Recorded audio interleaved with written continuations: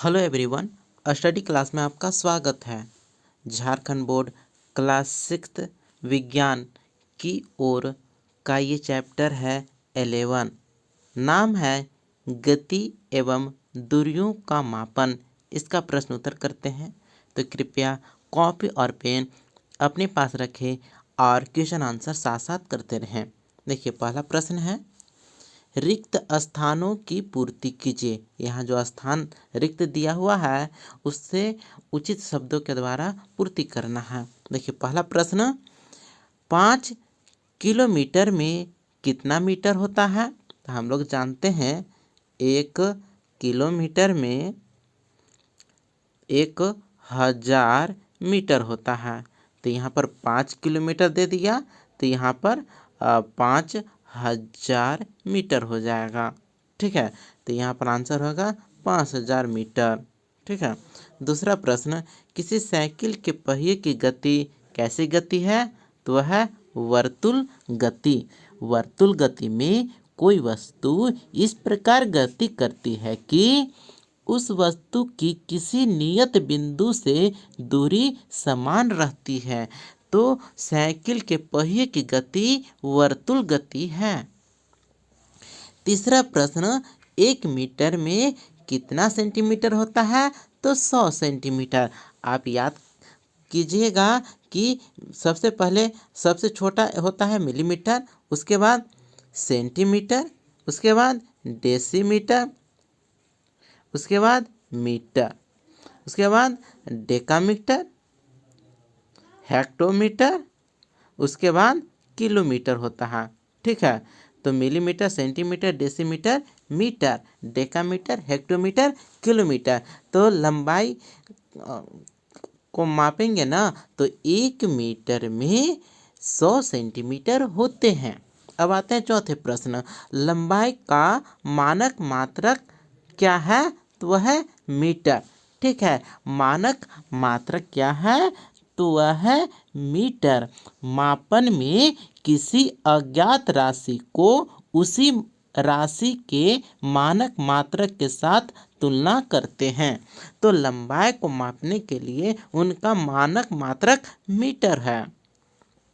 पांचवा प्रश्न है, मच्छर की गति किस गति का उदाहरण है? तो उत्तर होगा अनियमित गति।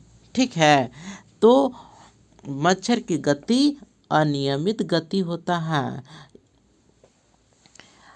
तो इस प्रकार से आप उत्तर मिला सकते हैं कि पहला का आंसर 5000 है, दूसरा का है वर्तुल गति, तीसरा का आंसर है 100, चौथा का आंसर है मीटर, और पांचवा का आंसर है अनियमित गति। इस प्रकार से रिक्त स्थानों की पूर्ति कर सकते हैं। अब आते हैं दूसरे प्रश्न की ओर। प्रश्न है, निम्नलिखित को लंबाई की बढ़ते परिमाणों में व्यक्त कीजिए। तो यहाँ पर ऑप्शन है सेंटीमीटर, किलोमीटर, मीटर और मिलीमीटर। तो इसमें सबसे छोटा है मिलीमीटर, उसके बाद मिलाएंगे सेंटीमीटर, उसके बाद मीटर और किलोमीटर। हम जानते हैं कि सबसे छोटा होता है मिलीमीटर, उससे बड़ा होता है सेंटीमीटर, और सेंटीमीटर से बड़ा होता है डेसीमीटर, और डेसीमीटर से बड़ा मीटर, मीटर से बड़ा डेकामीटर, उसके बाद हेक्टोमीटर, उसके बाद किलोमीटर। ठीक है, तो आप याद रखिएगा, सबसे पहले मिलीमीटर, उसके बाद सेंटीमीटर, उसके बाद डेसीमीटर, उसके बाद मीटर, उससे बड़ा आता है डेकामीटर, उसके बाद हेक्टोमीटर, उसके बाद किलोमीटर। तो आप इस प्रकार से याद कर दीजिएगा, तो कोई भी क्वेश्चन, किसी भी तरह का क्वेश्चन रहेगा तो आप बना लीजिएगा।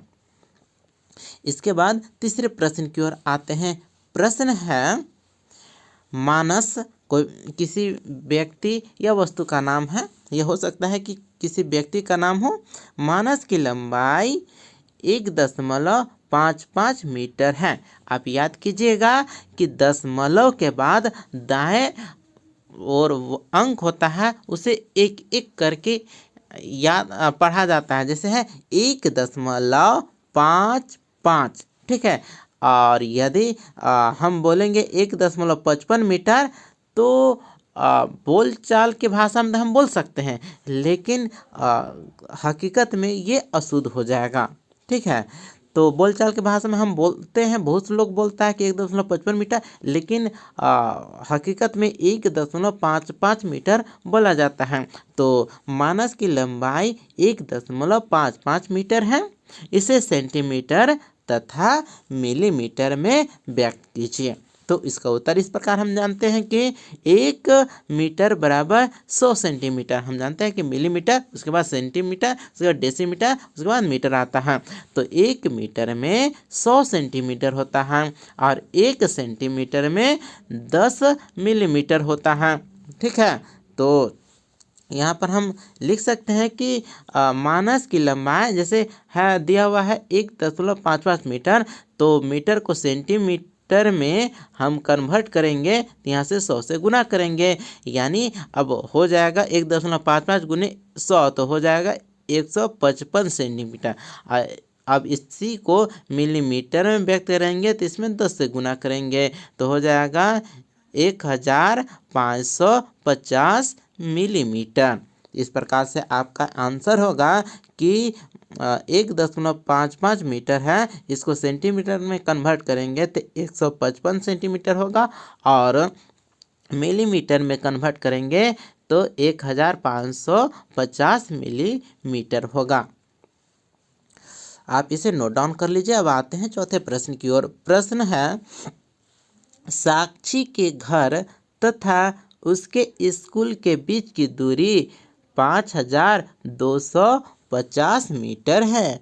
इस दूरी को किलोमीटर में व्यक्त कीजिए। तो हम लोग जानते हैं कि सबसे छोटा होता है मिलीमीटर, उससे बड़ा होता है सेंटीमीटर, उससे होता है बड़ा डेसीमीटर और डेसीमीटर से बड़ा होता है मीटर। मीटर के बाद डेकामीटर, डेकामीटर के बाद हेक्टोमीटर और हेक्टोमीटर के बाद होता है किलोमीटर।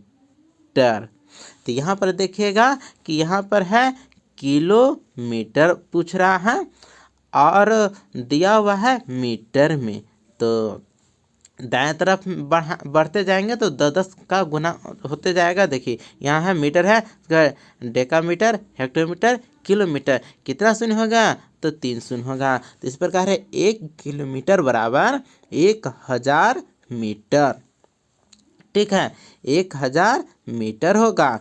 और इसी प्रकार 5250 मीटर हम करेंगे तो 5.25 किलोमीटर होगा। ये आपका आंसर हुआ। तो कृपया नोट डाउन कर लीजिए। अब आते हैं 5वें प्रश्न की ओर। प्रश्न है, आवर्ती गति के 2 उदाहरण लिखिए। ठीक है, तो उसका उत्तर होगा, आवर्ती गति हम किसे कहेंगे? ऐसी गति जो एक निश्चित समय अंतराल के बाद दोहराती है उसे आवर्ती गति कहते हैं। ठीक है, जैसे हो गया सरल लोलक की गति और दूसरा हो गया झूला झूलते बच्चे की गति। आवर्ती गति के उदाहरण हैं। तो 2 उदाहरण कौन कौन से हैं? सरल लोलक की गति और दूसरा है झूला झूलते बच्चे की गति। दोनों है सो आवर्ती गति है। तो कृपया नोट डाउन कर लीजिए। 6ठे प्रश्न की ओर आते हैं। प्रश्न है, कदम का उपयोग लंबाई के मानक मात्रक के रूप में क्यों नहीं किया जाता है? तो इसका उत्तर होगा, कदम का उपयोग लंबाई के मानक मात्रक के रूप में नहीं किया जाता है क्योंकि सभी मनुष्य के कदम का आकार अलग होता है। ठीक है, यहाँ पर के लिखा हुआ है। ठीक है, तो सभी मनुष्य के कदम का आकार अलग होता है जिससे मापन में भिन्नता आ सकता है। इसलिए हम कदम का उपयोग लंबाई के मानक मात्रक के रूप में नहीं करते हैं क्योंकि सभी का लंबाई अलग अलग होता है। अब आते हैं 7वां प्रश्न की ओर। 7वां प्रश्न है, पृथ्वी के दो प्रकार की गति का वर्णन कीजिए। तो पृथ्वी के पास दो प्रकार की गति है। पहला है आवर्ती गति और दूसरा है घूर्णन गति। पृथ्वी सूर्य के चारों ओर घूमती है, तो इस प्रकार की गति को कहेंगे आवर्ती गति। जबकि पृथ्वी अपने धुरी पर ही घूमती है, इस प्रकार की गति को कहेंगे घूर्णन गति। पृथ्वी की आवर्ती गति के कारण मौसम बदलते हैं, जैसे ठंडा, गर्मी, बरसात।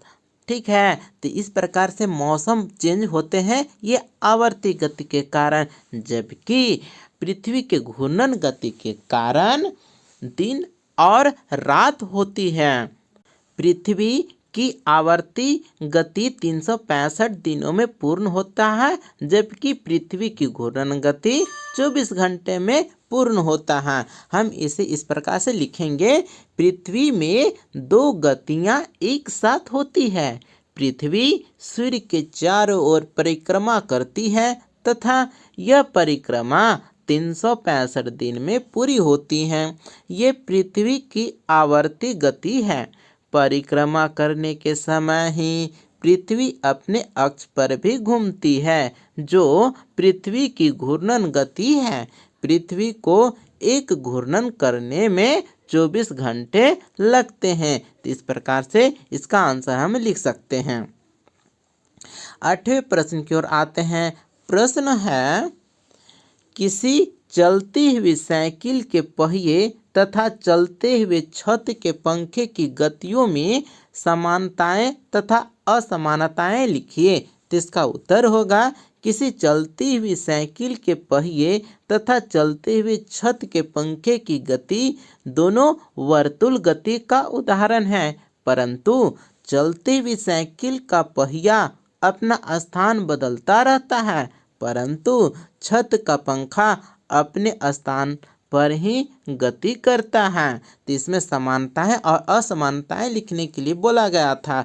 तो समानताएं में हम लिखेंगे, दोनों गतियां वर्तुल गति होती है। असमानताएं में हम लिखेंगे, चलती हुई साइकिल में वर्तुल गति के साथ साथ सरल रेखीय गति भी होती है, जबकि छत के पंखे में सरल रेखीय गति नहीं होती है। अब आते हैं नेक्स्ट प्रश्न की ओर। प्रश्न है, 9वां प्रश्न है, मीटर पैमाना द्वारा लंबाई मापते समय किन किन सावधानियों को बरतना चाहिए। तो इसका उत्तर होगा, मीटर पैमाना द्वारा लंबाई मापते समय, ठीक है, यहाँ पर है मापते समय निम्न बातों की सावधानी बरतनी चाहिए। पहला है, मीटर पैमाना को वस्तु की लंबाई के समांतर तथा उससे सटाकर रखना चाहिए। दूसरा है, मीटर पैमाना का सिर टूटा नहीं होना चाहिए। तीसरा है, माप लेने के लिए आँख की स्थिति उस पैमाना के चिन्ह के लंबवत होनी चाहिए जिसका पाठ्यांक लेना है। इस प्रकार से आप आंसर लिख सकते हैं। 10वां प्रश्न है, ट्रेन में यात्रा करते समय पटरी के निकट के पेड़ चलते हुए दिखाई पड़ते हैं, जबकि साथ के यात्रीगण स्थिर दिखाई देते हैं, क्यों। तो इसका उत्तर होगा, ट्रेन से यात्रा करते समय पटरी के निकट के पेड़ चलते हुए दिखाई पड़ते हैं, जबकि साथ के यात्रीगण स्थिर दिखाई देते हैं। ऐसा आपेक्षिक गति के कारण होता है। इसके आगे हम लिखेंगे, जब ट्रेन चलती है तो ट्रेन के साथ साथ यात्री भी चलते हैं, जिसके कारण एक यात्री को दूसरा यात्री स्थिर दिखाई पड़ता है, जबकि पेड़ ट्रेन से बाहर होते हैं, जिसके कारण वे गतिशील दिखाई पड़ते हैं। इस प्रकार से ये क्वेश्चन आंसर गति एवं दूरियों का मापन कंप्लीट होता है। नेक्स्ट वीडियो में हम फिर मिलते हैं। धन्यवाद।